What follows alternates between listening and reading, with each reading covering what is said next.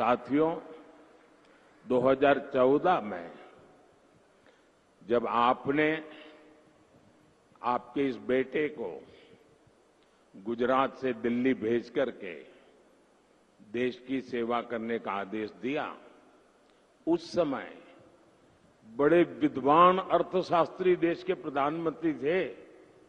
उनके बाद मुझे मौका मिला। जब उन्होंने छोड़ा था तब देश दुनिया में 11 नंबर की इकोनॉमी थी, 11 नंबर। हमारा नंबर 11 पर था। 10 साल में गुजराती ने, एक चाय वाले ने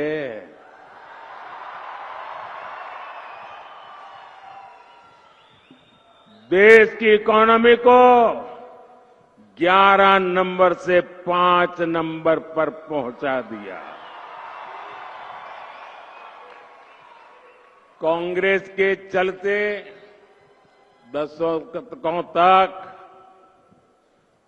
देश के संविधान के साथ भांति भांति के खिलवाड़ हुए। आप चौंक जाएंगे भाइयों बहनों। सरदार साहब जल्दी चले गए, उसके कारण देश को बहुत नुकसान हुआ है। और मेरे मन में कसक है कि सरदार साहब के सपने भी पूरे करने की कोशिश करो।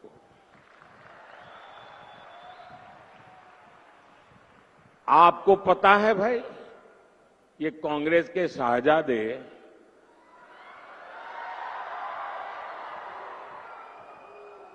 माथे पर संविधान रख करके नाच रहे हैं आजकल, देखा होगा आपने।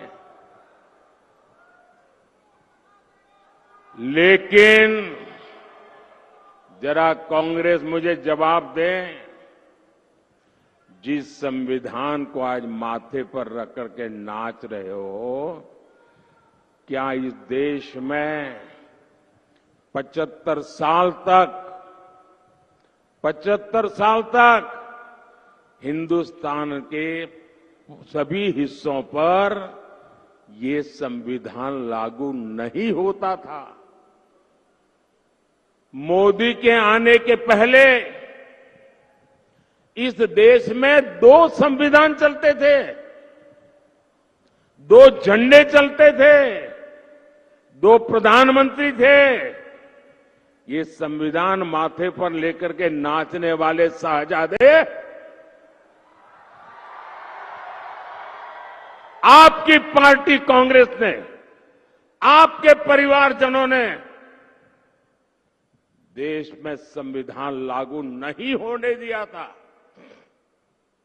कश्मीर में हिंदुस्तान का संविधान लागू नहीं होता था। धारा 370 दीवार बन के बैठी थी। ये सरदार पटेल की भूमि से आए हुए बेटे ने उस 370 को भी जमींदोज कर दिया। और सरदार साहब को सबसे बड़ी श्रद्धांजलि मैंने दी है।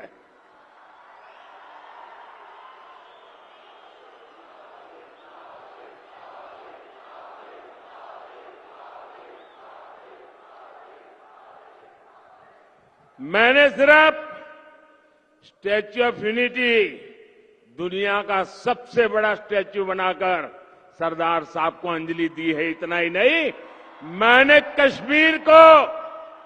कश्मीर में तिरंगा झंडा फहराकर, कश्मीर में संविधान लागू कर, कश्मीर में 370 हटाकर सरदार साहब के सपने को पूरा किया है।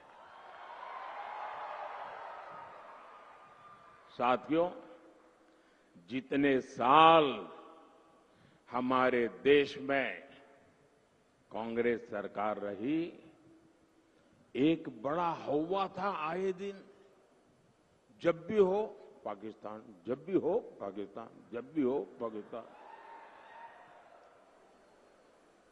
आज देखिए, ये पाकिस्तान के आतंक का टायर पंक्चर हो गया है।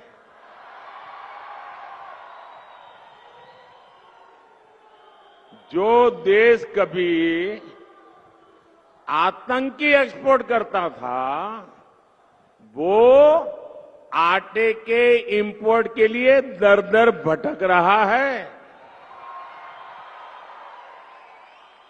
जिसके हाथ में कभी बम गोला था, उसके हाथ में आज भीख का कटोरा है।